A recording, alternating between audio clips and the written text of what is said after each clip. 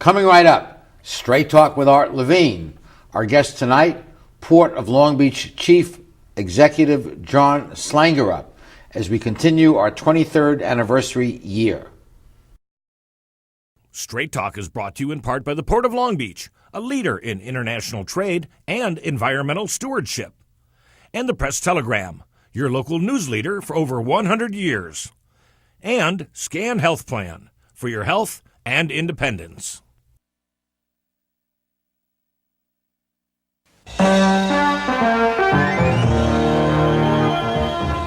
Join us for tonight's edition of Straight Talk.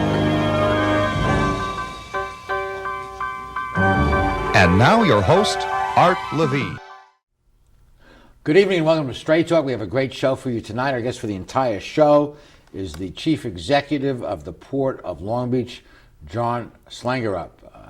Mr. President, Mr. Chief Executive, welcome. Thank you. Good to be here. Let's talk about the current state of ports and trade. We're in a new era of shipping large, big ships. Big ships are changing everything. They're creating a whole different set of business relationships, requiring a totally different set of technologies to deal with it, new systems, new approaches, much larger facilities. So we are dealing with the reality of the big ships. They are here now. And just to go through Big Ship 101, shippers like big ships because of economic efficiencies. You can carry more containers, the number of crew doesn't vary that much, and the cost becomes less the more you can pile on a ship. That's right. The economies of scale with these large ships are really significant. Shippers and operators throughout the supply chain are continually pressed on a profitability basis. So efficiency means everything. And these large ships, when I say large ships, we're talking 14,000 TEU vessels. That's 7,000 containers of the larger containers on one ship. That's right. With a crew of what, 20 or 30? That's right. And so when you have these large ships with this tremendous capacity, we're seeing now in service 18,000 TEUs. I mean, we have no doubt it'll go to 20 or 22,000 TEUs. Really? 1,000 TEUs. So it's a new era, and those large ships, that technology is driving a change in behavior, because now competitors are banding together in alliances and forming alliances to fill those ships up. Because if they can combine forces and fill up a ship, then two competing shipping companies or will three combine or six to fill up a ship, and they all Absolutely. share in the benefits of the efficiencies. Exactly. So that's what these alliances are changing the face of the game, and as a result of these big ships, they're changing the game of the entire process of supply of the supply chain. And the larger ships require different shore facilities to accommodate the loading and unloading. That's right. Deeper water, taller cranes, new systems, the ability to move enormous amounts of discharged cargo in the same amount of time. So you're seeing, twice as much cargo hitting the dock at any given moment. Wow. And the entire impact of that on the handling side of things. You have to get it off the docks. You have to get it quicker. off the docks, and it's an enormous amount of volume given at any moment. I saw a video once of the crane operators. They do, 20 or 30 moves an hour, operating those, carrying those boxes. Incredible skilled persons. I know that they are very well compensated for that, but that's a fine art to move those things safely and quickly. It is, and at our port, we're the most efficient port in the United States, and we have crews that have demonstrated 40 or 50 moves an hour. And so they're capable of doing that. What we have to do is make sure all the systems are in place and all the equipment in place to allow them to maximize their efficiency. Because these big ships, the pressure on those crews, the pressure on the labor is enormous to move all that. So the ports of the world have to adjust to this new reality, and those that don't will perhaps be left behind. Well, there's business that's going to go to all ports. I mean, the business is increasing, volume is increasing.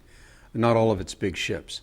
Certainly, some of it's going to go to the smaller ports. Some of it's going to go to the new ports that are actually in making the investments in deeper water and taller cranes and faster throughput or velocity. Our job is to make sure that we stay out ahead of all that with the biggest investments. And as you know, the Port of Long Beach is by far the largest investor in infrastructure development among all the U.S. ports. Fantastic. And just for the record, I think a lot of our regular viewers know this, but when you combine the ports of Los Angeles and the Port of Long Beach, I think we're the 5th or 6th largest in the world. Well, we're not. We're among the top. Well, yeah. If you combine the two together, we're probably among the top 10. We are together by far and away the largest port complex in the United States. We handle about 40% of the entire country's trade. 40% comes through L.A. Long Beach. Yeah, it's about $350 billion a year. Yeah. And I remember some years ago when there was, I guess, a lockout, work stop, you got to be careful, and the ships piled up in the harbor, that if that system stops working, the backup is enormous and immediate. Well, and for any reason, it's not just the labor relations that are critical. I mean, the entire system is highly interdependent, and if anything gets out of whack, then the ripple effect or the domino effect on the entire operation is felt. We're experiencing that right now with the shortage of chassis. Chassis are the trailers that these containers sit on or are moved on. And these chassis, which connect to a truck anyway, to the trucking operation, it is incredibly important that we have enough chassis available to handle these tremendous offloads at any given moment. Right now, we have a critical chassis shortage, and that's affecting our performance this peak season. And the obtaining of the chassis is the responsibility, I would imagine, not of the port, but of the tenants of the port that are...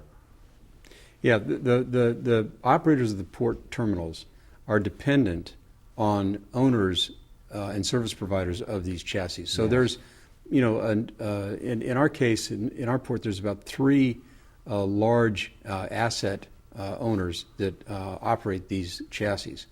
And they've been operating independently, but are now starting to come together to try to cooperate to allow more efficient movement of these chassis in and around the terminal. Our struggle is that there is not enough to cover peak demand. And so we're getting involved directly in making sure that peak volumes are covered with the chassis, because that's become a critical issue this year, and we'll never allow that to happen in future years. Very good. Okay, we'll be continuing this great discussion after these messages.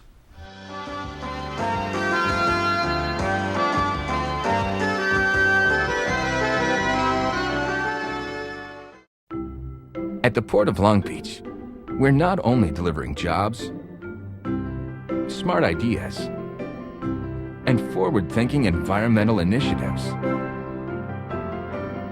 We're also delivering opportunity for all of Southern California.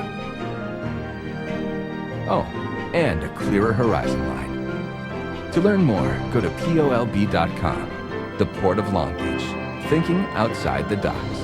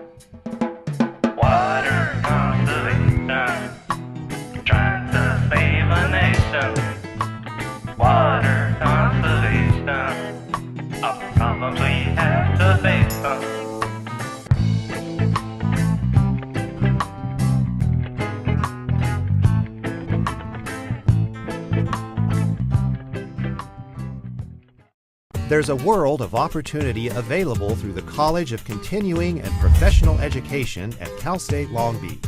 Does your career involve legal work, law enforcement, fraud investigation, or crime scene analysis? You can increase your skill level and enhance your career by enrolling in the Basic Applied Forensic Science and Crime Analysis Certificate Program. For more information, contact the College of Continuing and Professional Education at Cal State Long Beach.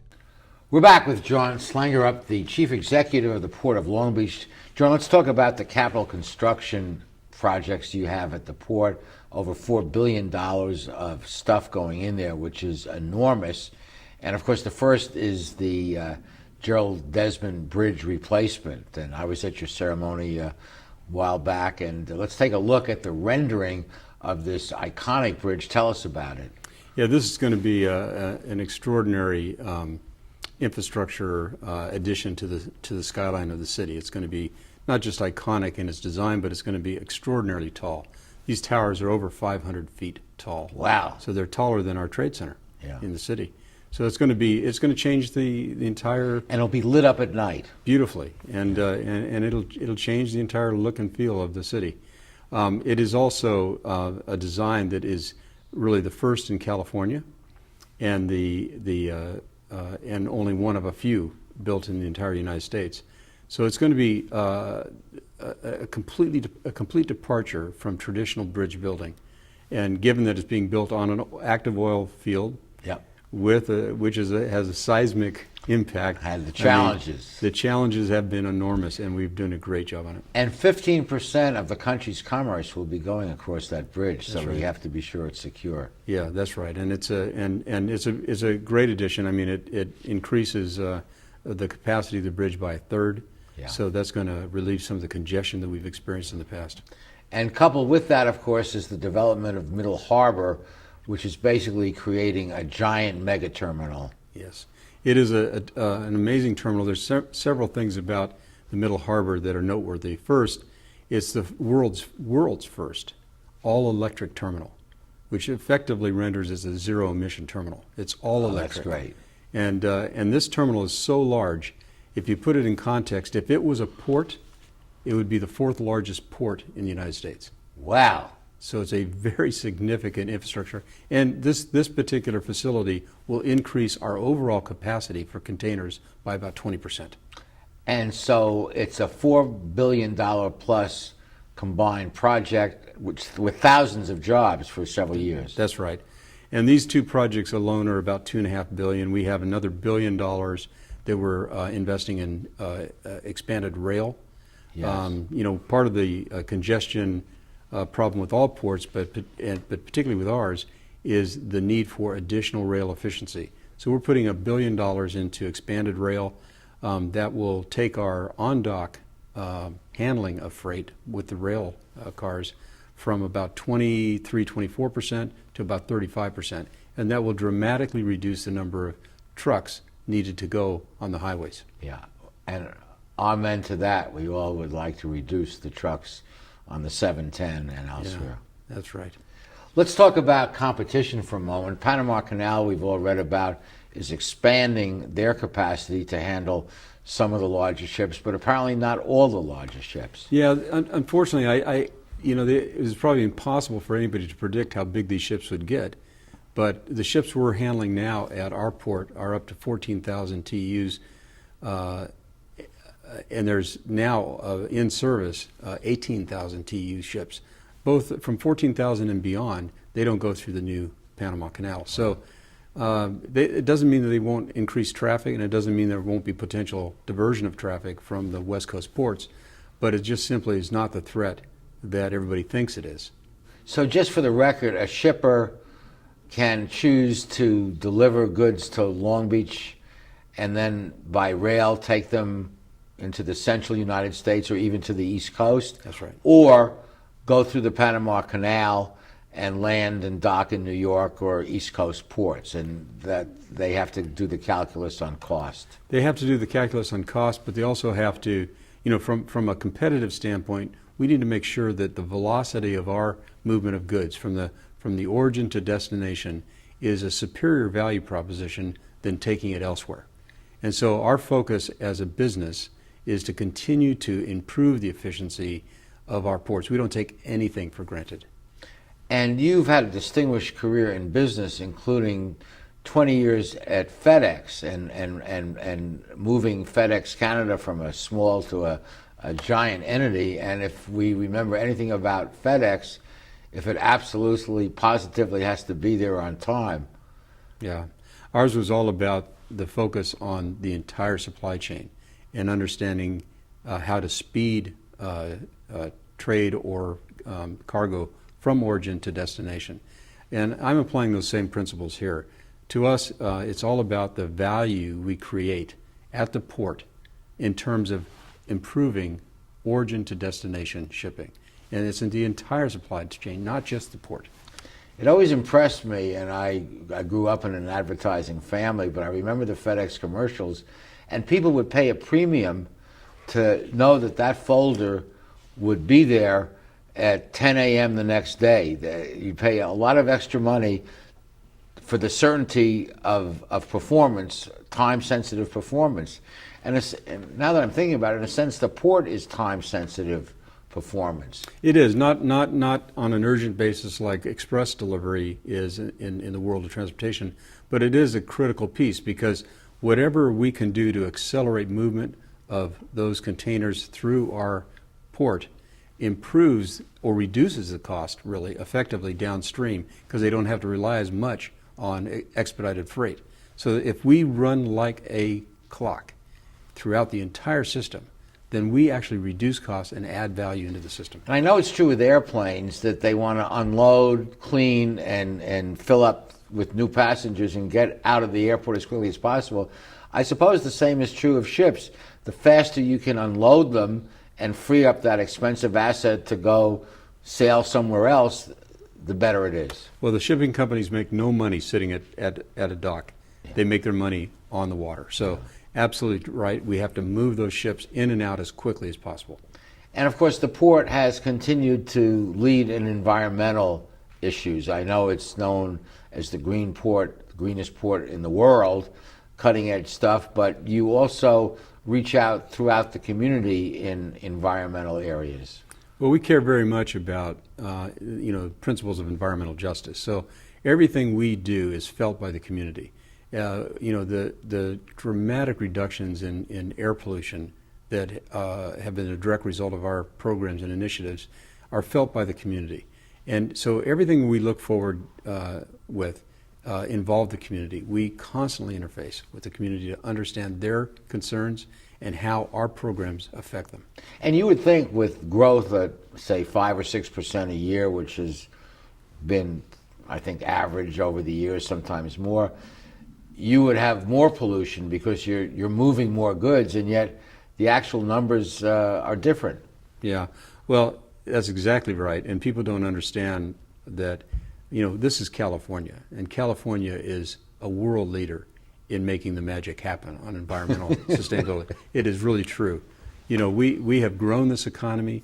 We have reduced our costs as a state based on, understanding that economic stability and sustainability is one side of the same coin. The other side of the coin is environmental stewardship. Well, I think you've heard of the triple bottom line: planet, people, and profit, and exactly. So you're walking the walk on that one. We are walking the walk, and we're known for that. And we'll continue to lead out on that. And I'm very, very proud to be part of it. Yeah. Well said. And we'll be back with more of our show after these messages.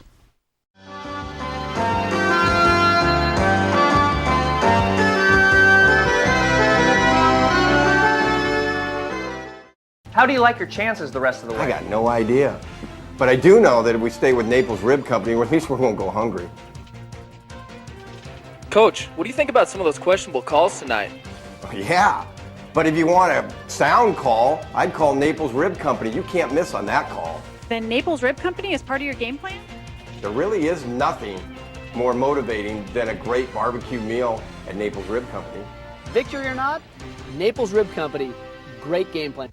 Founded in 1976, Polly's Gourmet Coffee is Southern California's most complete gourmet coffee store. Polly's has the best tasting coffee, freshly roasted every day right in the store, plus a wide selection of teas, an in-house bakery, espresso bar, patio dining, and more. We also offer Wi-Fi, free internet access for all of our customers. Our nationwide clientele agree when it comes to coffee, there's only one name to remember, Polly's, 4606 East 2nd Street, welcoming you into Belmont Shore. When I was a boy growing up in Italy, I had a dream to own my own store. I came to the United States and I worked hard as a tailor. Hi, I'm Umberto. I've been in Long Beach since 1960, carrying the finest quality men's clothing.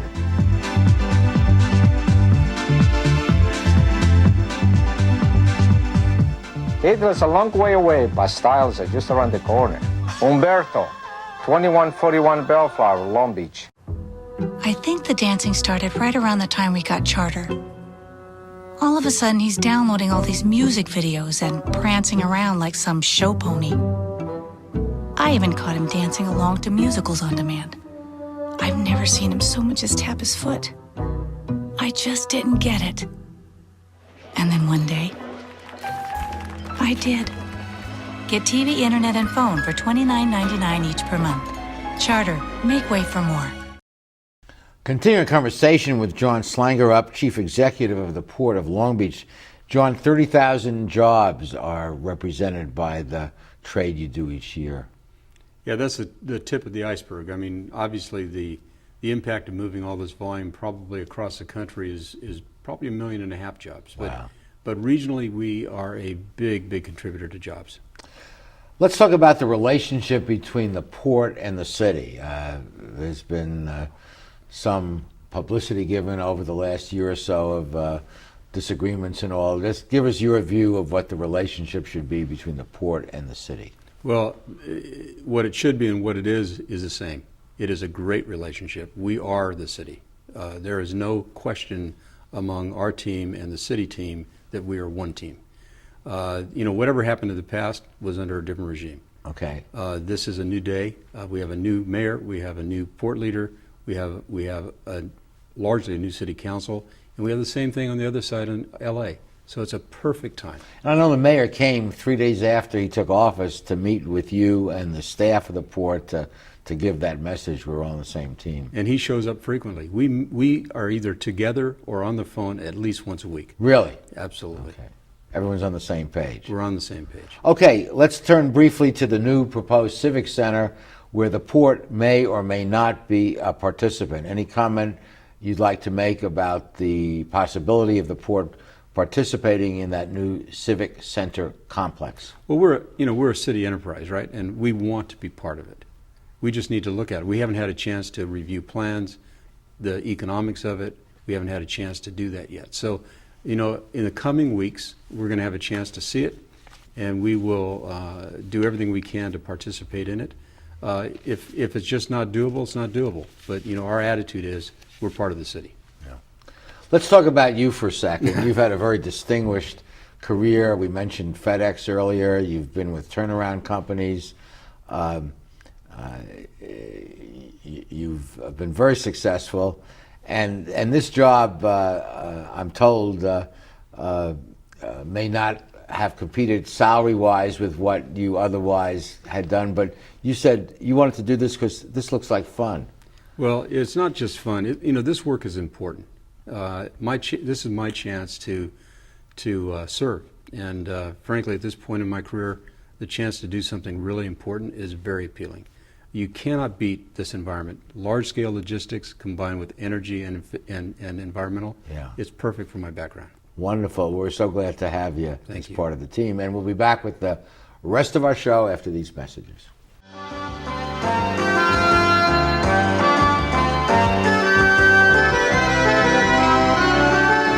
Phil Trainees mixes California style with continental cuisine that includes fresh seafood from around the world. Since Phil is the chef, the menu has a wide variety of pastas, salads, soups, and appetizers that feature his unique personal touch. And the Italian-American signature dishes are simply beyond delicious. You never know who you're going to run into at Trainees, from the famous sports legends on the Wall of Fame to local celebrities having a drink at the bar. For the best fine dining experience, visit Phil Training. At Performance Plus Tire, you'll find we carry Toyo tires. For over 50 years, Toyo has been a world leader in the development of high-quality tires. Optimum performance, safety, and a comfortable ride. That's what makes Toyo tires great. And now come into Performance Plus Tire for a great deal on these Toyo tires. Proxys ST, Open Country AT, and Proxys 4. Toyo tires, driven to perform. Come in today and we'll install new Toyo tires on your vehicle while you wait. Performance Plus Tire on Cherry Avenue, 1 mile north of the 405 in Long Beach.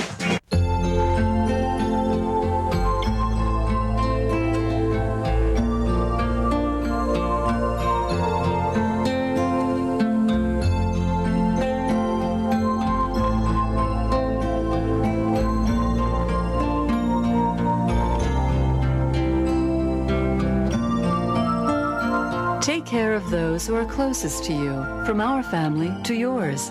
McCarty's Jewelry, since 1932. There's a world of opportunity available through the College of Continuing and Professional Education at Cal State Long Beach. Would you like to move ahead in the field of human resources and personnel management? Sign up for the Human Resources Management Certificate Program. You'll learn how to expand your knowledge and skills and advance in this dynamic industry. For more information, contact the College of Continuing and Professional Education at Cal State Long Beach. I think Long Beach as a city is very fortunate to have a world-class port like the Port of Long Beach as part of our community, generating jobs, creating international reputation, and providing environmental sensitivity. I think we're also very fortunate to have a man of the quality of our guest, Jon Slangerup, to be leading that port and the challenges ahead. So, Jon, thank you for coming on to Straight Talk. Thank you for coming to Long Beach, and we wish you well in the challenges ahead. Thanks so much. You know, the welcome has been amazing. What a community Long Beach is. I don't think I've ever experienced a city as small feeling as this, as big as it is. Well, you know, I'm so glad you said that as an outsider coming in, because I've always felt, and many have always felt, that the right one-sentence description of Long Beach is the biggest small town in America. I agree with that completely. And it has that feeling, that welcoming feeling, and people sense it. Yes. And, you know, New York is New York, where I come from. L.A. is L.A. It has its advantages, but there's nothing quite like Long Beach. And if the past has been great, the future is even greater. Amen to that. Jon, thank you so much. Great. Thank you. And thank you for joining us. Please be with us next week for the next edition of Straight Talk. Good night, everyone. Straight Talk has been brought to you by the Port of Long Beach, the Press Telegram, and Scan Health Plan. And remember, Straight Talk is viewable 24/7 at straighttalktv.com.